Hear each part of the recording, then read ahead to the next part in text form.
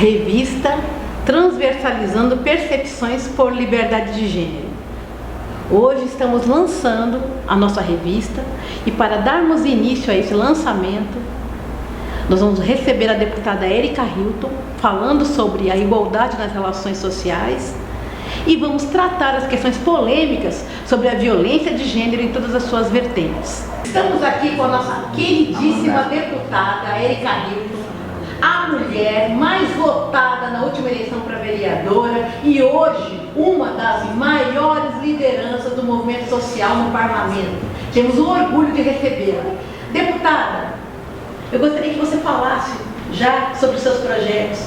Qual é, para essa nova conjuntura, as perspectivas de luta por igualdade, pelo fim da violência e principalmente pela retomada do crescimento econômico do nosso país, construindo políticas para quem mais precisa, que é a população vulnerável ao empobrecimento das mulheres negras, as mulheres jovens, a população LGBTQIA+, enfim, por gentileza, está contigo a palavra. Muito obrigada pelo convite, uma alegria poder falar para um setor tão importante do mercado de trabalho, estar aqui ao seu lado, Mulher Negra, representando esse setor, para pensar quais são os desafios que nós enfrentamos do ponto de vista da formulação das políticas públicas pós um governo que foi bastante devastador para essas políticas, né? Na verdade, pensar políticas públicas para as mulheres negras, para a juventude, para as dissidências de um modo geral, sempre foi um desafio em um país que é hegemonicamente branco, patriarcal, cis-hétero, burguês e que não permite com que essas pautas avancem, porque parece que ao avançar essas pautas,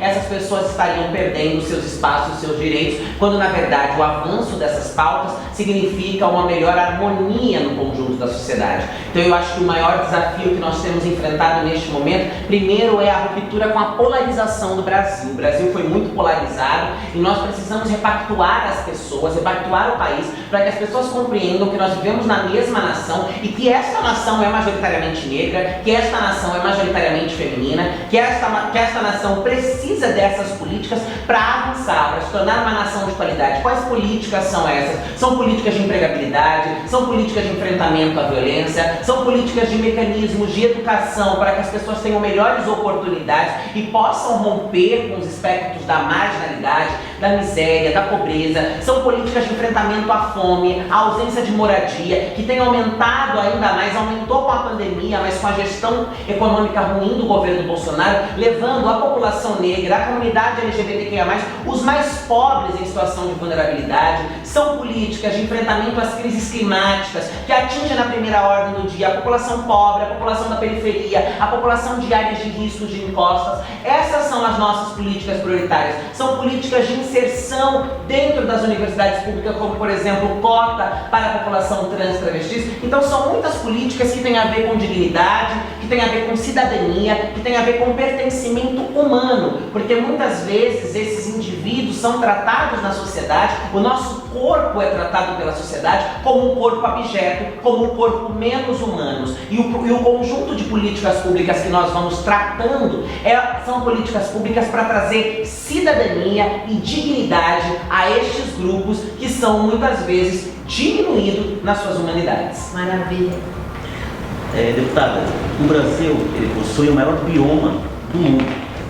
E com isso, obviamente, o Brasil é questionado sobre a Amazônia, né? Sobre a questão da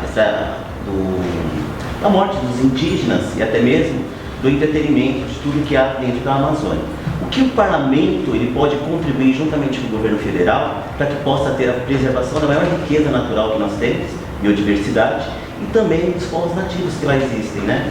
Eu acho que o parlamento pode fazer muito, inclusive já deveria ter feito, muitas vezes é omisso, porque tratar a questão do bioma, Amazônia, enfim, as terras, ela tem muitos interesses, né, que estão ali em volta daquilo, de minerações, de outros países, uma série de demandas que muitas vezes se sobrepõem à vida das pessoas, que é a lógica do capitalismo, o lucro acima da vida. Tem uma relação direta com as crises climáticas que eu dizia na resposta anterior. Então eu acho que o parlamento brasileiro ele tem a obrigação, ele tem a necessidade de colocar na centralidade do debate político, aliado às políticas do governo Lula, junto com a ministra dos povos indígenas, Sônia Guajajara, os povos indígenas indígenas, que é um dos maiores defensores e produtores do debate sobre a terra, sobre o planeta, sobre a floresta, sobre o bioma, precisa ser ouvido, precisa ser partícipe nessas tomadas de decisão, e o parlamento brasileiro tem que chamar para si a responsabilidade da proteção desses territórios, porque sem água, sem terra, sem floresta, não há vida, não há futuro. E o que nós temos visto hoje é um capitalismo selvagem, devastador, que vem destruindo a natureza, que vem destruindo as áreas de preservação para que se extraiam ouros ou outros tipos de bens da terra, se destruindo as florestas para, enfim, uma série de questões, enquanto nós temos um parlamento que muitas vezes ele parece atuar dentro dessa questão, mas eu não acho que com a profundidade, com a seriedade e a responsabilidade que deveria atuar. O parlamento brasileiro, ele é o pilar, ele é a coluna estrutural dessa discussão, e ele precisa deixar de lado os interesses das bancadas ruralistas, das bancadas do boi, das bancadas que não estão interessadas na preservação destes territórios, porque estão interessadas nos seus lucros, nos bens das suas famílias, na rentabilidade econômica que esse território pode dar, que coloca tudo isso em detrimento da vida dos povos que existe ali, mas não é só sobre os povos originários, os povos indígenas, os povos quilombolas, os ribeirinhos que estão ali. É sobre o futuro, é sobre o amanhã, é sobre o que será do planeta, da humanidade. Nós vimos aí a Europa, né, e outros estados dos Estados Unidos que chegaram a pessoas morrerem de calor. Isso não é uma coisa mais retórica. O aquecimento global não é mais de hoje. Hoje nós já estamos vivendo a fervura global. Então nós precisamos discutir o planeta, nós precisamos discutir a preservação ambiental, nós precisamos discutir o futuro, e para isso o parlamento ele é central nessa discussão. Deputada, você hoje nos representa todas nós, mulheres negras, lutadoras, todas nós que um dia, ainda que um dia tivemos dificuldades para alcançar um lugar de espaço social, um lugar de poder, não conseguimos, hoje você nos representa.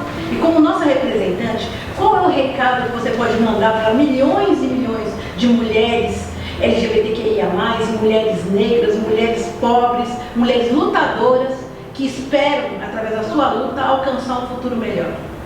Olha, dizer que todos os dias eu enfrento o desânimo, o medo, a apatia de fazer política com as dificuldades que nós temos, na certeza de que a minha estada ali pode ser algo que transforme a realidade dessas mulheres. Nós somos um conjunto de mulheres guerreiras nas mais diversas áreas, nós somos frutos dos nossos ancestrais, nós somos um sonho realizado, poder ser a primeira travesti negra e a primeira mulher negra eleita pelo Estado de São Paulo para a Câmara Federal. Isso é um absurdo, mas por outro lado também é fruto das conquistas históricas que nós estamos tendo anos após anos, das lutas incansáveis que travamos. Então o que eu diria para essas mulheres, meninas, meninos, para essa multidão de gente que luta arduamente todos os dias na esperança de vencer, na esperança de uma sociedade melhor, de uma vida melhor, na esperança da sua dignidade, dos seus direitos, é para que elas permaneçam de pé, para que elas permaneçam lutando, para que elas não desistam e para que elas não acreditem jamais que esse jogo está perdido. Nós sabemos dos desafios que nós enfrentamos na sociedade por sermos mulheres, por sermos negras, por sermos pobres, por sermos de periferia, por sermos da comunidade LGBTQIA+,